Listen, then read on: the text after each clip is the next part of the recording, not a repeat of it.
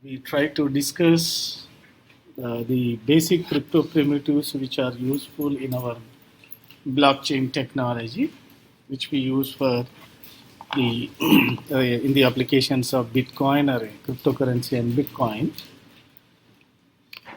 So we will try to learn in this basic crypto uh, primitives. We try to learn the basic cryptographic primitives behind this blockchain technology. So mainly we try to focus on cryptographically secure hash functions. We also call the SHA algorithms, and how these secure hash functions are used in digital signatures, so that it can maintain the confidentiality, integrity, and authenticity for any blocks which are created by the user in the blockchain technology, right? So in this hash function, which is basically used to connect the blocks, as we saw in the previous lecture, if any block is created, that block is having their names.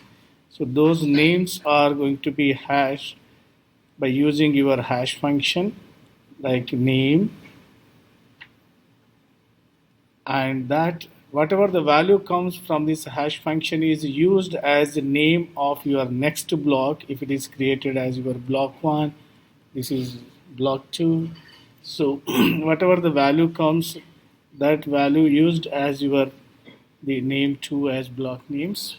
So these blocks are interconnected. So these hash functions are basically used to connect the blocks in the chain in a temper proof way. To make that in a temper proof way means whatever the blocks are created, they cannot be tempered by any third party or unauthorized users. So for that we use the digital signatures. So these digital signatures, they digitally sign the data so that no one can deny their own activities. That it covers the non-repudiation and data integrity part basically, and it also checks whether the others can check whether it is authenticity or not. So it covers the non-repudiation as well as the data integrity part. So before going to talk about that, let us see what are the basic cryptographic primitives are there. So in the last class, I think I have explained you in a broader way. Let us see that in this cryptographic, the primitives can define in three different ways. One is keyless primitives to secure the data. Another one is key based, the key based primitives to secure the data. So these key based primitives again categorized into two types. One is symmetric key primitives. So the same key is used for encryption purpose. If a key is there, that same key is used for encryption and decryption purpose. Encryption and decryption purpose, same key is used. So encryption done at the sender side, sender will do the encryption, and decryption done at the receiver side, the receiver will do the decryption part, right? So here another the key based cryptographic primitive we call the asymmetric key primitives. So in asymmetric key primitives, there are two keys will be used. One is a private key, another one is public key. Private key and public key. So this private key is also known as your secret key, and public key is known to everyone. It is public to everyone. Okay, so we call that the secret key can be symbolized as KS, public key can be symbolized as the public, or you can write the public key. So two keys. So these keys can also use for encryption and decryption purpose. So any key is used for encryption and any key is used for decryption.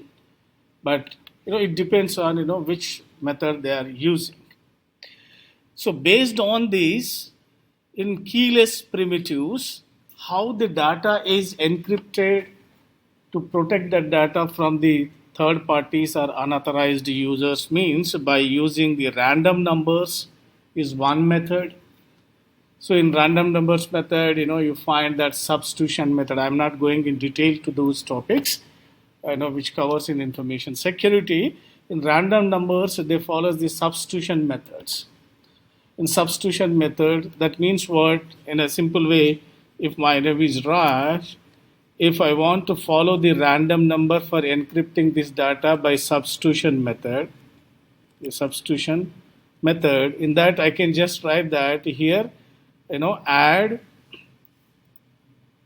plus 3 to these characters. So then, for every character I write R plus 3. So R will be replaced by a character which is 3 position to write in alphabetical order. Okay, so that three after R you will find the U, right? So by using third character, this R will be replaced. So R will be replaced by your U character. So U comes here. A will be replaced by its next 3 character. So that methods are used in random numbers. And another the keyless primitive is the hash functions. So these hash functions, we talk more about these hash functions. In these functions also, it don't use any keys. It don't use any keys. Okay. To use keys, another separate method is required. Another algorithm is required. Some mathematical computation is required. So that is a headache process. So in blockchain technology, no one will, willing to take the that headache for the computational purpose. So this is the suitable method in the blockchain technology to protect the data or secure the data while transferring in a decentralized network. So next comes to in symmetric key primitives. As we discussed, what are the methods are used for securing the data is one is secret key cipher method. So cipher method is used. So entire message is divided into small blocks, and those blocks are they go through certain iterations for rounding. And there in this cipher it is categorized, and there are two different algorithms are used to do this ciphering is block cipher and your stream cipher methods are there. So while doing this hash function use the block cipher method while computing the compressed messages. So this block cipher techniques is used for computing the compressed messages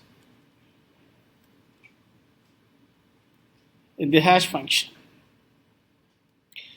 And another method is your message authentication method.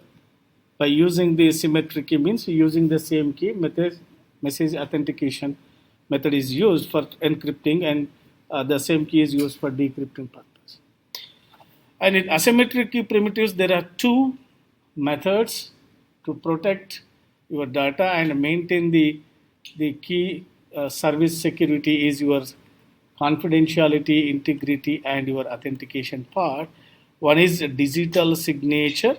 Another one is the public key ciphers. So these are the basic primitives, or we say that cryptographic primitives. From this set of primitives for blockchain technology,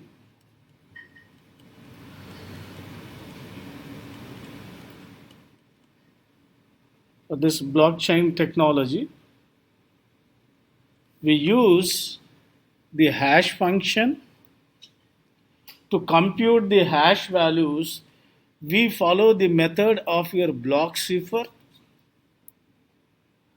and to maintain the CIA services, we follow the digital signature. So whatever the hash function digest value comes, that will add with this digital signature. So these three methods are the technologies are these three technologies are used in the blockchain technology. And in this blockchain, by using this, the application of this blockchain technology leads to your Bitcoin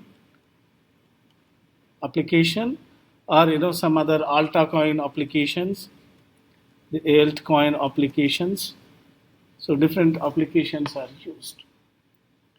So that's why when we talk about the blockchain technology in details, we should understand the concepts of these basic cryptographic primitives.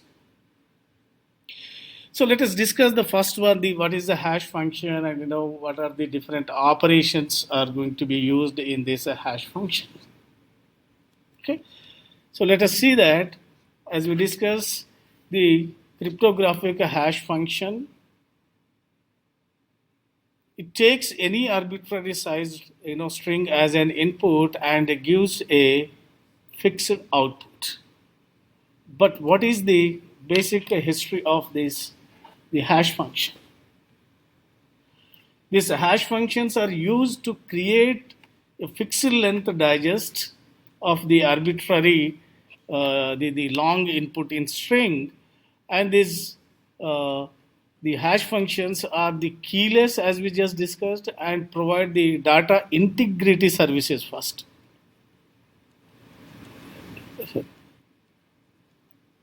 The data the integrity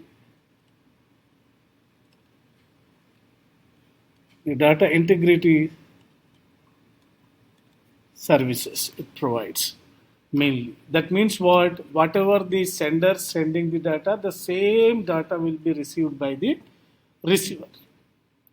Okay, and they are usually built using the iterated by using the cipher block cipher method, that iterated and the dedicated the hash functions constructing techniques. So various families of these hash functions are there. So we call these various families are such that your hash function categories also, such as we can say that you might have heard about the MD, the hash functions, the MD hash functions. So that is my message digest hash functions. And the another family we call the SHA1 hash function, secure hash algorithm 1 version. And because and third one is your SHA2 hash function, the advanced version of that secure hash algorithm. Fourth one is your SHA3, which use because these SHA2, 3 they differ each other in terms of the length, the output length of your hash value, the digest value. So how many number of bits length it is using. And along with that, another category comes into this cryptographic hash function we call the repimped.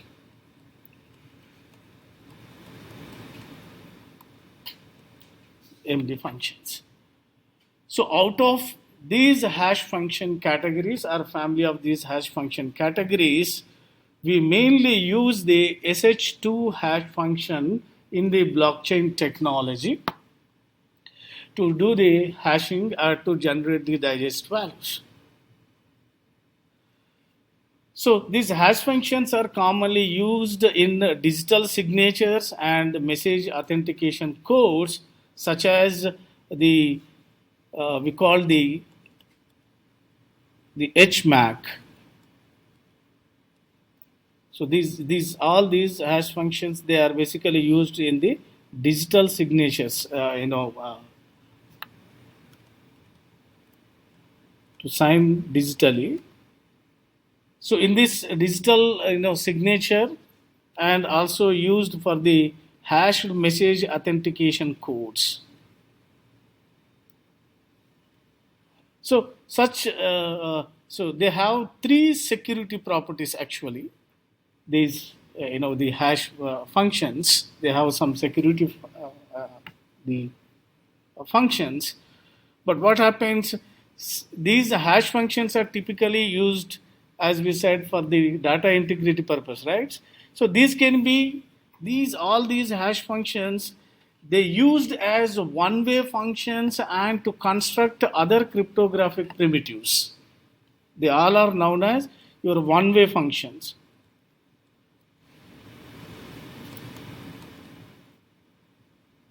They all are known as your the one way function, means they take input and gives the output, but they cannot generate the reverse process from output. They cannot go with the input side. So so some of the applications which use these hash functions, as a mean of generating the pseudo random numbers. You might have heard about the p or ngs, the pseudo random numbers. So these hash functions do not require a key. So they are, two practical and three security properties are there in these hash functions. So that must be met depending on the level of their requirements of the integrity in the technology. So in blockchain technology, the level of integrity is enough with this SH2 secure hash algorithm. So which gives the fixed length size of your 256 bits in the blockchain. So as said, it takes the input of the arbitral length of your message and gives the fixed output, which is used for 256 bits. It means gives the 256 bits, and that is enough for the blockchain technology. So we when we take this message and write that message as h of m, this gives the hash function value. We call that as message digest, MD, message digest. And these hash functions, we call them as the compression of any arbitrary message into the fixed length digest. So this property is concerned with the fact that a hash function must be able to take a long input text of any length and the output a fixed length compressed message. So this hash function produces the compressed message outputs in various bit sizes, usually that lies in between your 128 bits to your 512 bits in size. So based on these bit size outputs, they are categorized as your MD, SHA, SS2, SSD, RPM, and this. And these hash functions are very easy to compute, or the efficiently computable.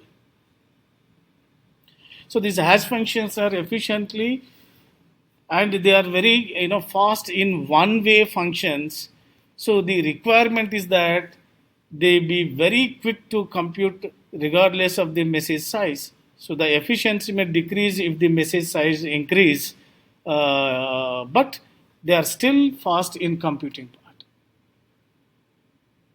So to understand this, it has some security properties.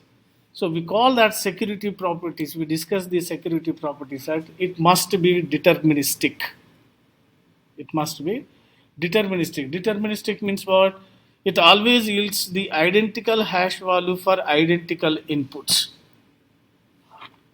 Identical hash value for identical inputs. That means no two input will get the same digest. So this is the broad way of defining the the hash function property. But in that, it says that the hash functions are having three different properties. One, we call them as one is your pre-image resistance. Pre-image your resistance. Another one is post or the sorry, post, or we say the secondary or the second pre-image resistance.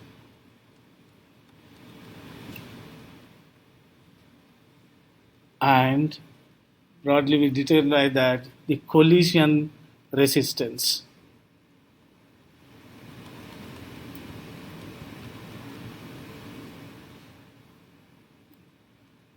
The collision resistance. So in this pre-image resistance or second pre-image resistance and post-image resistance, we discuss this one by one. So by following this pre-image, second pre-image, and your collision resistance, it gives the hiding the original message from the others. So how it is hiding the original message? It takes a longer, arbitrary long message as an input, and it gives the output, but from that output you cannot get back to the input message. So from input message you will get the digest, but from digest you cannot come back to your message. So only one way is there. So that's why when the hash value is given, that means actually it is hiding the message from the attackers. So in pre-image, what happens in the pre-image that we discuss this, the one by one. In collision free means if two messages are different, then their digest are also different. That is collision free. That means if I gave h of x for any x message and for any y message, the h of y is there. These should leads to your collision free as your h of x is not equal to your h of y, the hash value of your y. We call this as your message digest, or we simply say the digest also. So in collision free, as we said, the first one is it must maintain the pre-image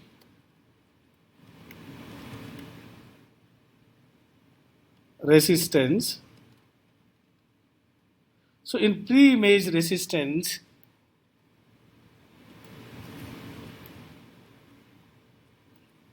if this is a hash of taking some input and gives the output,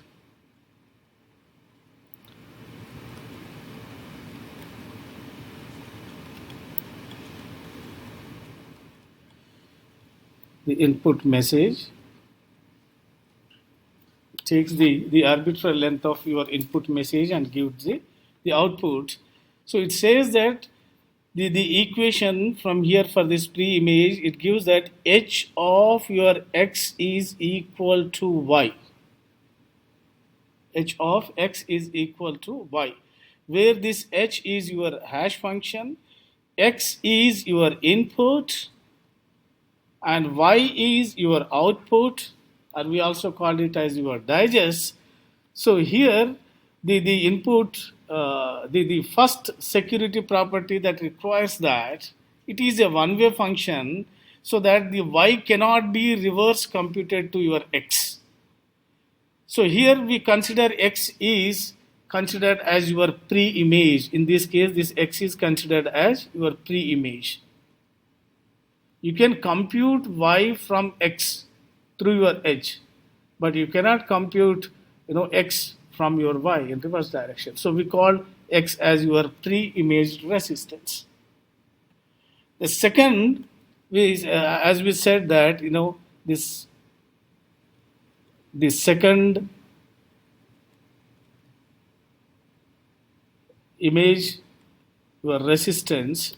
In this second image resistance, what it do, it takes two inputs, means the same hash function will be used.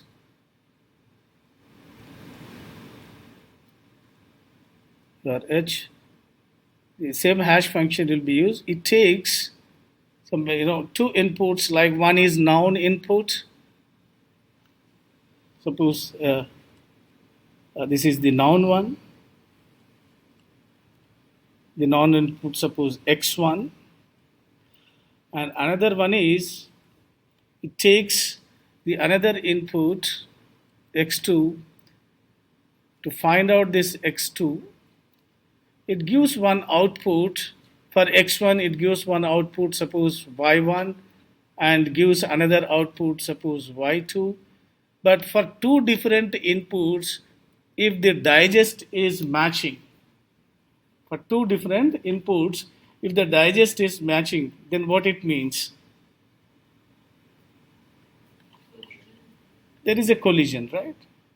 So we called, this property requires that here the given x, and it's given as an input your hash, so h of x is digest, and it is almost impossible to find any other message called y, or any other message your x2, where your x1 is not equal to x2 and x2 is not equal to x1.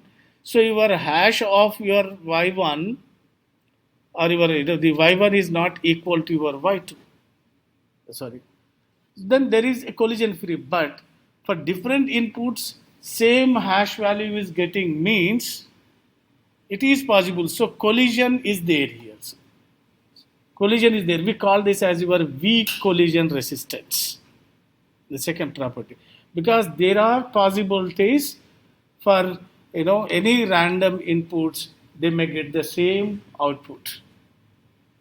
But in that case also, the digests are matching, but from this digest you cannot find that the y1 and y2 are same, so the input message is only x1. Y2 you are getting from x2, so you cannot compute from this y1 and y2. You cannot assume that the message is x2. So it guarantees that it is also the one way, another security property. And third one is the collision resistance property. In this collision resistance is it takes the two different functions which are unknown,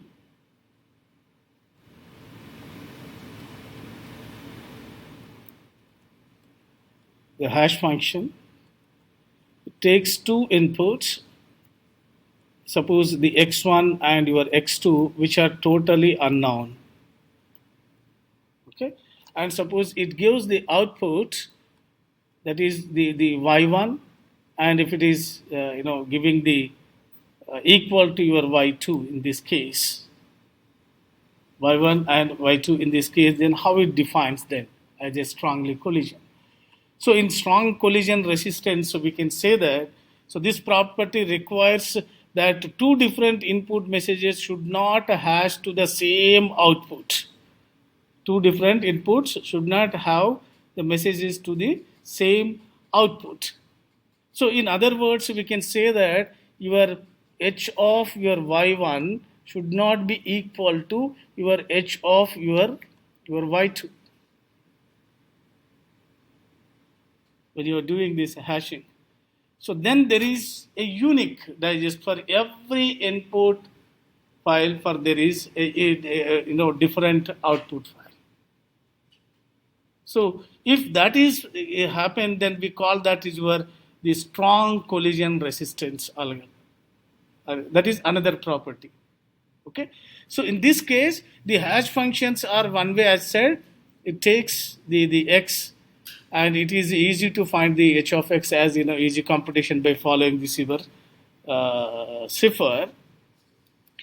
So here we are saying that the for any given the digest value, it is no deterministic algorithm can find the x as of now exists for that.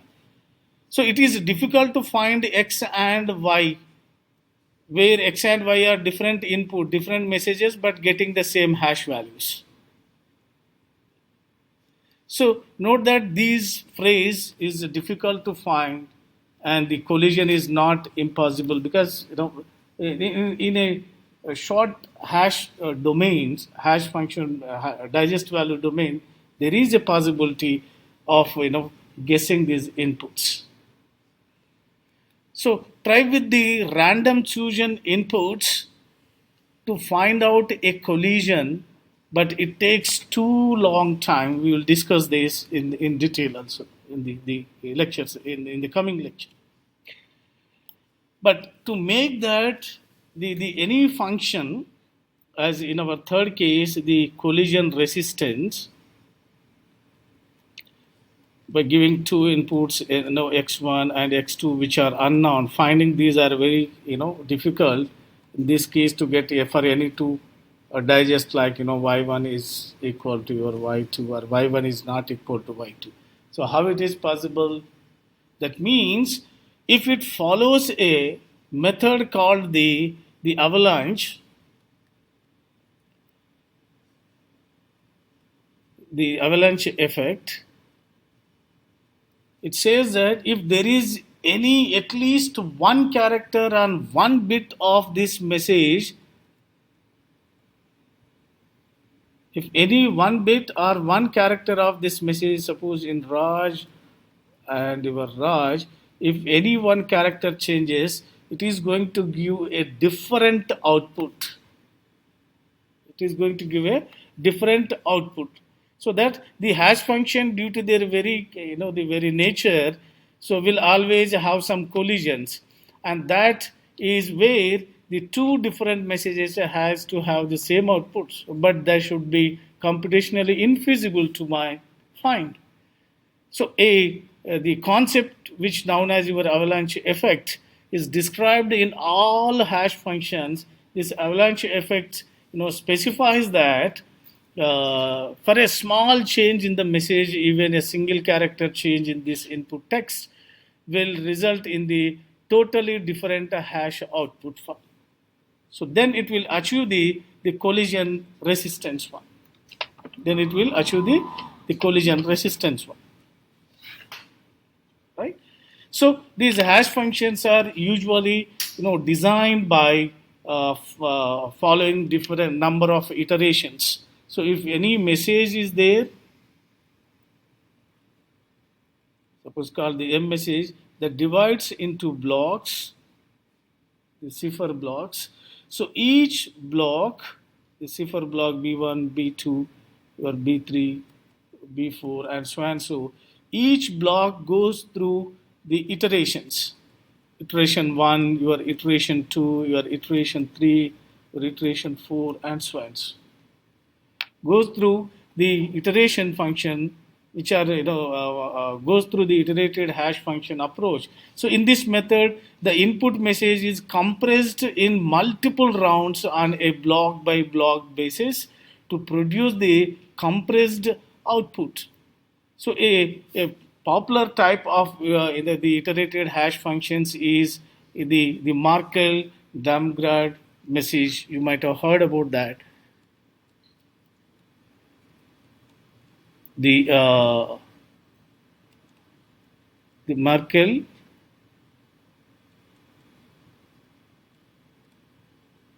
Damgard, the compressed method. So in this method, they use the construction of this. This is based on the dividing the input data into equal sized of these blocks like B1, B2, B3, B4, the equal sized blocks, and then they start constructing the compressed, the messages. Right? So there are multiple hash function categories are there, But as we have seen that message digest are secure hash functions. So those are different hash functions which are used for that. So in this collision free, the hash function, how do we guarantee that there is a possibility of getting the same digest?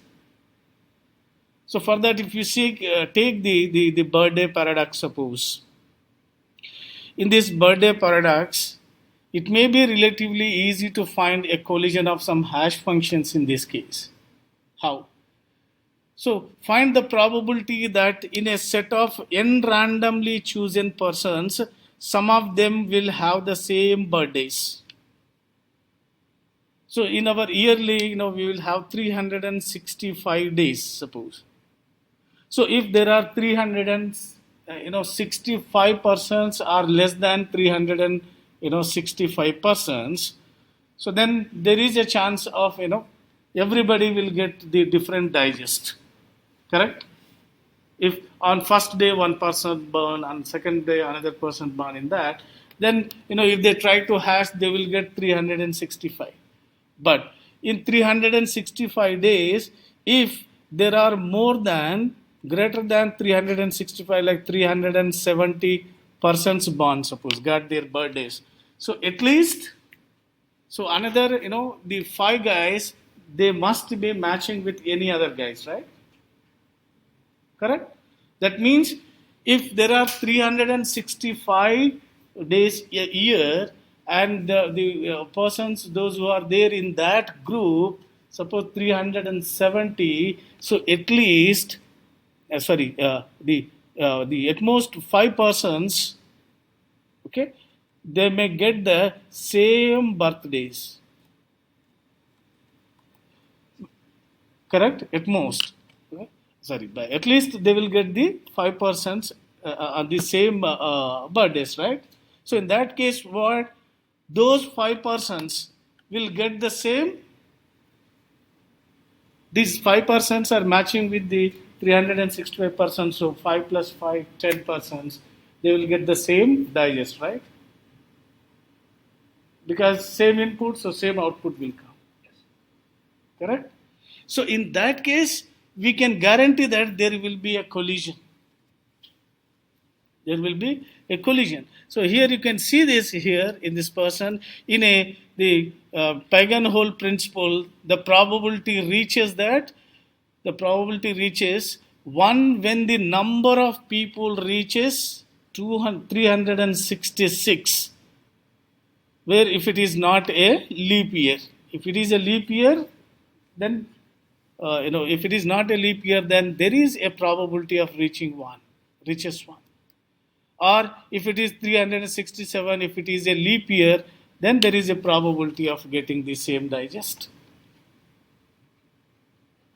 So in that case, to guarantee that at least 0.999% probability is reached, means 99.9% probability is there to get the same digest. Yes, please. So basically, the idea of this slide is that when the message space is greater than the hash space, the idea of the slide is that when you have a greater message space than hash space, then you have definitely will get the same digest. So in that case, how can you guarantee that there is a collision free means? This is what we need to see. To make there is a collision free means, how can we guarantee? How can we guarantee means if the digest size is smaller than the message size. Okay. In that case, definitely you will get there is some same digest. See, if there is a n-to-n connections, so you will get for every one input you will get one output, different output. The number of inputs are more, but the output range is small. In that case, some of the outputs are repeated, right? So in that case, we cannot guarantee that there is a collision free. To make your hash function collision the free, in that case you need to increase the range of digest. To increase the range of digest, how it is possible? The hash function output is fixed length, right? The output function, I mean the hash digest length is fixed. It is varies from 128 bits to 512 bits. So if you put the output range as 128 bits, so there is a possibility of getting the same digest for very large number of input messages. If the output size increase, its range also increase, so the digest repetition will reduce. So then you can make that hash function as your collision free. That is the meaning to say from this slide. Okay. So then, so this is an example. So if a hash function produces the n bits of your output, like this n bits may be your 128 bits to your 512 bits. But if it is less than, let us assume that only 2-bit length of your hash value output is there. In that case, it is possible to repeat these two digest for more than two inputs. So that an attacker needs to compute for n bit output, that is 2 to the power of n by 2. 2 to the power of n by 2 hash operations on a random input to find two matches, two matching outputs with the probability of your 0.98. That means if our secure hash values, if they are taking, in our block technology, we are taking 256 bits length, fixed length output of your hash value. So then to get the same digest by choosing the random inputs, to guessing the same digest, to get the same output of your hash value, by guessing the random inputs, they have to work like 2 to the power of 128 bit size. So for every digest, so it will generate 2 to the power of 128 digest outputs comes. So for every digest, if the attacker is trying to guess some random messages, random inputs, and trying to guess this 2 to the power of 128 digesters, how much time it takes? Approximately for 256 bits a hash function, the attacker needs to compute 200 to the power of 128 hash operations. So this is significantly time consuming. If every hash computation, if it is take suppose 1 microsecond also, to guess the input x value for the output h of x, it takes 2 to the power of 25 years of time. Okay. So then in that case, if it is collision free, then it is very difficult for attackers to guess the message for any x input which is given to your hash, that will give you your h of x. Okay. So from this h of x, guessing this x or finding this x value is very difficult. If this size is 256 bits, then for any attacker it takes 10 to the power of 25 years to guess this x. So that's why these hash functions are, you can say that without key, these hash functions are providing some security to the data. So that means in message hiding, we are going to talk about that. The hash as a message digest, as we saw, if you observe that h of x and h of y, that means the hash value of your x message, the hash value of your y message, if they are same, suppose, even though it is safe to assume that x is equal to y, but in the guessing this is not safe. So safely we can guess that we can assume that oh, so for x I got this value, and for for y also it is the same hash value matching. So the another digest also having the same message is assuming it's safe, but in reality, where x is not equal to pi. So we need to remember just the hash value rather than the entire message. So we call this is as your message digest. And to check if two messages x and y are the same, whether x is equal to y, or simply check if h of x is equal to h of y. So this is the efficient because the size of the digest is significantly less than the size of your original messages. Okay, that means simply if it is the hash values, and if the hash values range, and if I have the message range, the messages like x1, x2, x3 up to xn with the message length with very large arbitrary length. For everyone, there will be one hash digest. If this range is more than enough, more than the input size or equal to input size, if less than the input size, then for some input it may get the same digest one. So in that case, you can find the h of x and h of y. The digest are same for different input.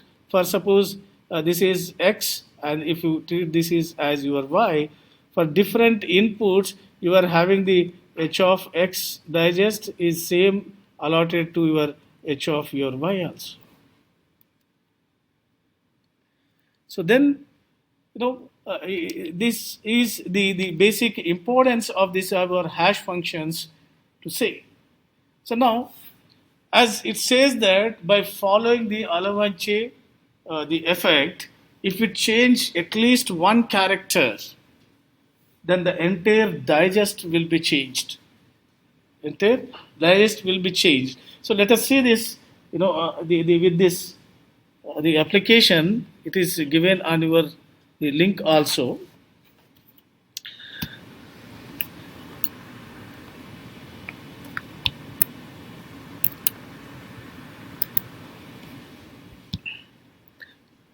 Let me just show you this.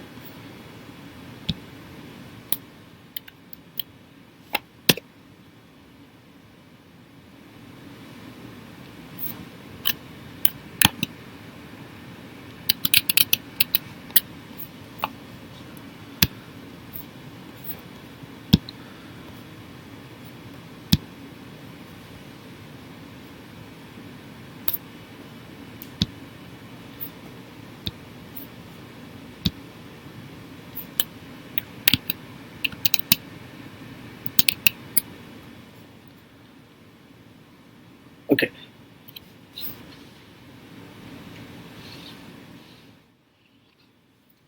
If you click on that link, you can see that as just we mentioned that there are different hash function categories are there, or the groups are there as MD5, SH1, SH2, and SH3. Your SH1 use 128 bits in size, SH2 is using 256 bits in size, SH3 is using 512 bits in size. So you can see this.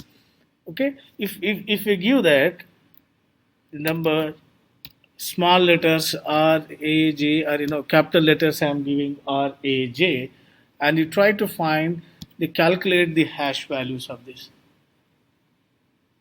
So you will get different algorithms gives the different length of this digest, different length of this digest.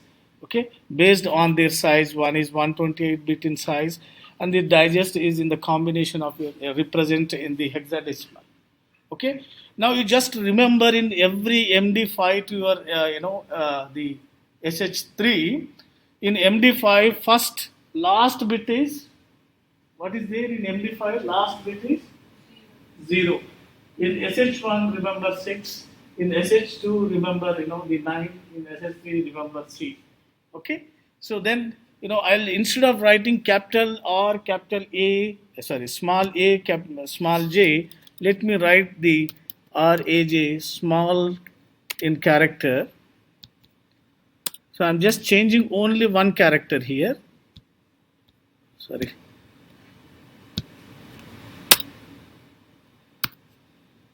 Or instead of R, let me write another A. Instead of R, I'm just using the another character AA. Okay, only one character is changed. In that case, you can just verify that whether they get the same hash value or not.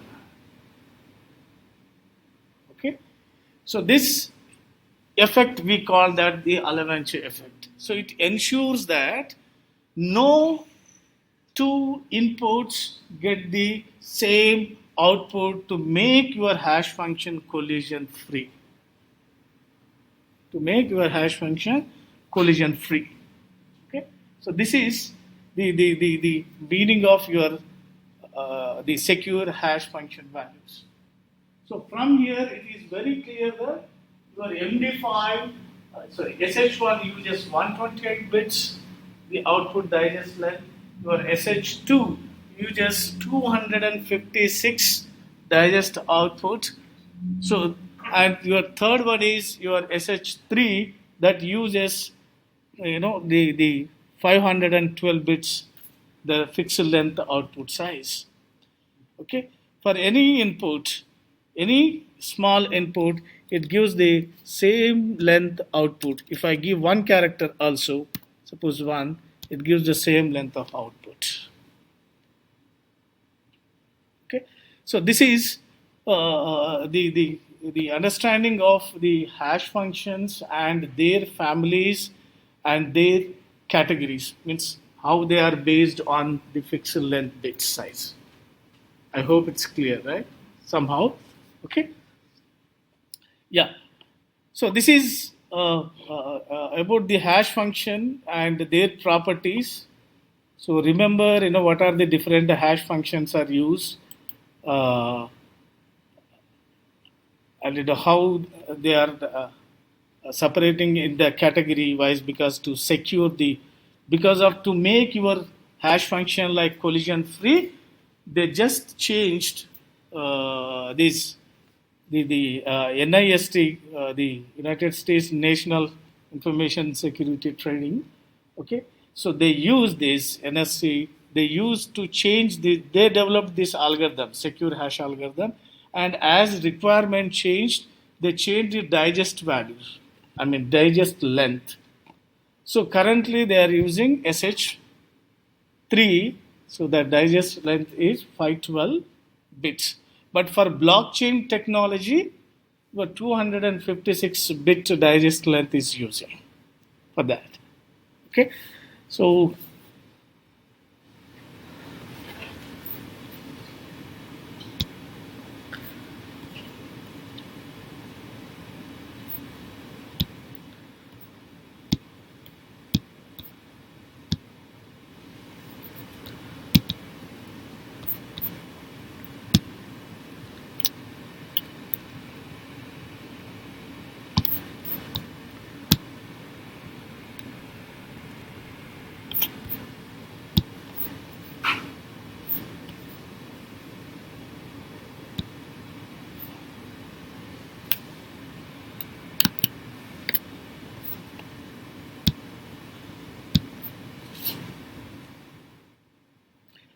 so the next property which we are talking in the hash function is your information hiding through hash.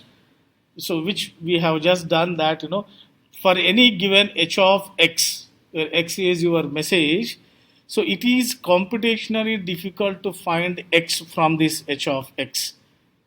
So the difficulty that depends upon the size of this digest. If this size is, suppose if we make the size of this h of x as your 2 bits, suppose, so there is a possibility of guessing this digest by selecting the random X. Okay.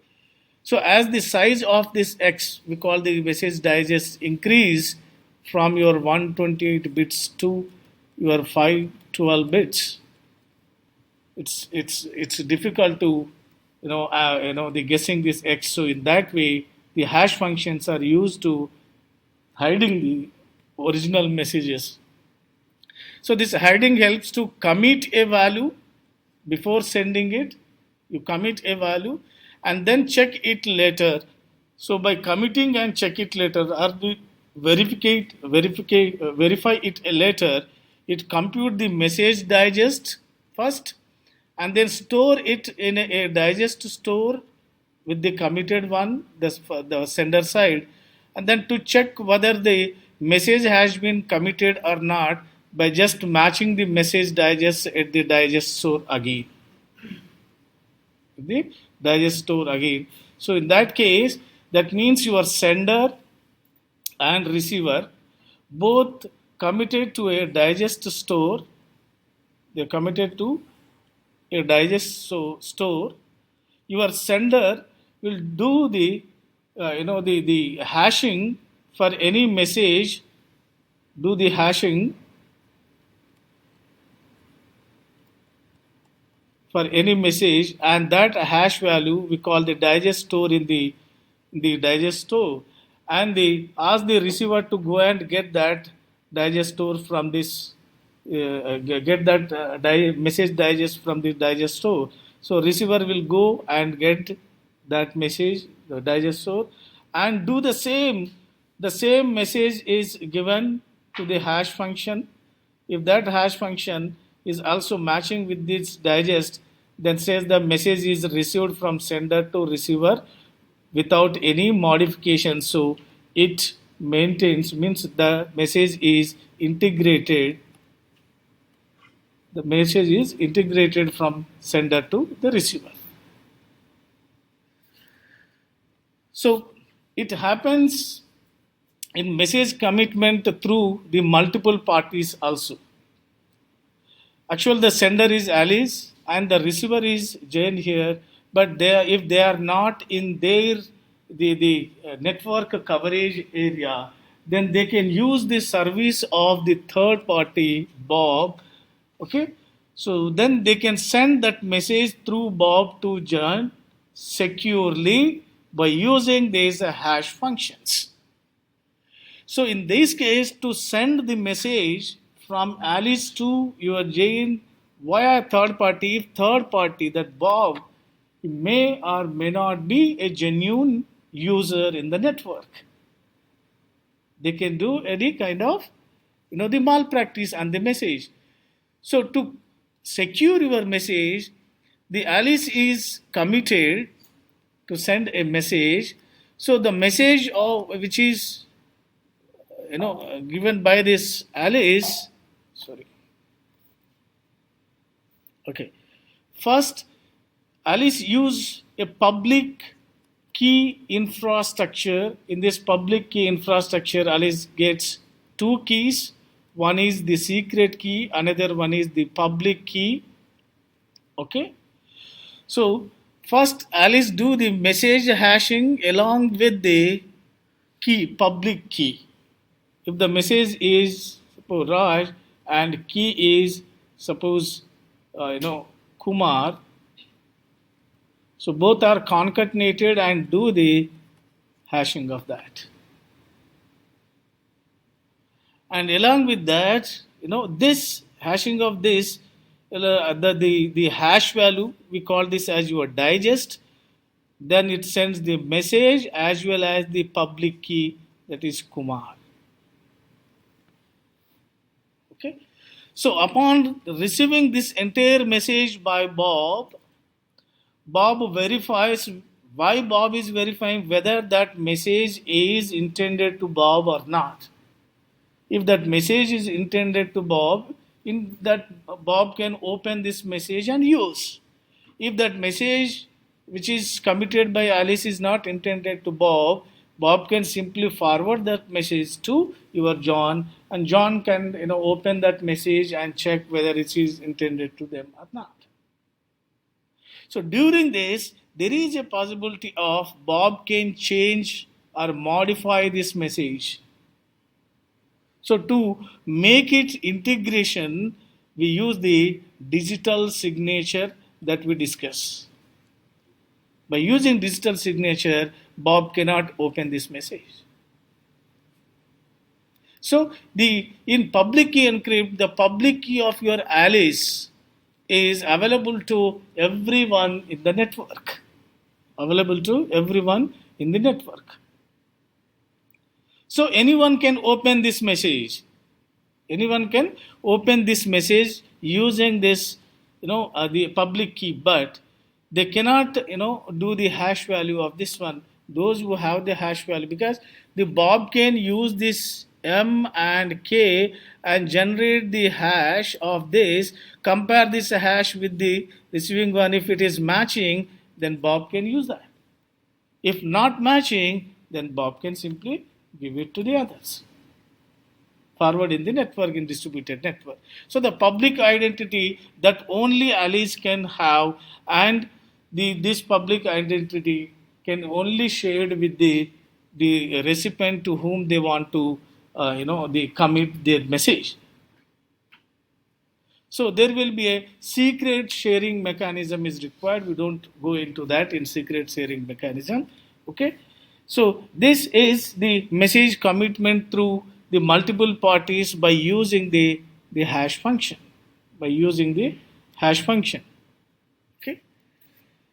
So then another property of your the hash function is the puzzle friendly function. In puzzle friendly function, if the message authentication codes are used, and then if your hash function is the used in concatenation with your message authentication code, in that case, along with the message, the key is also along with the message, the key is also shared between your sender and the receiver. So it says that for any message M is chosen for a widely the spread distribution, it is computationally very difficult to compute the key which is concatenated with this message. So such that it is defined as the puzzle friendly hash defined as the Z is equal to your H of message concatenated with the key is the subpart of a message. So where this if any attackers knows that what is the message and what is the digest value, but it is difficult to find out the key in that digest. If attackers knows that they knows message as well as the digest, but it is difficult to find out the key. But this concept is they basically used in the Bitcoin mining process for a search puzzle used by the Bitcoin mining. So if the mining nodes knows that the M and Z are given, then and K is the search solution for that. So note here, it might be not exactly a particular value of your Z, and but some properties that Z satisfies, that is that Z could be a set of the possible values. So this puzzle friendly property that implies that the random searches is the best strategy to solve the puzzle friendly solutions. So then we talk more about this hash functions category. In that hash function category for blockchain technology, we use the secure hash algorithm with 256 bits length in digest. And we try to discuss more about this in detail in the next class. I would like to stop the session here.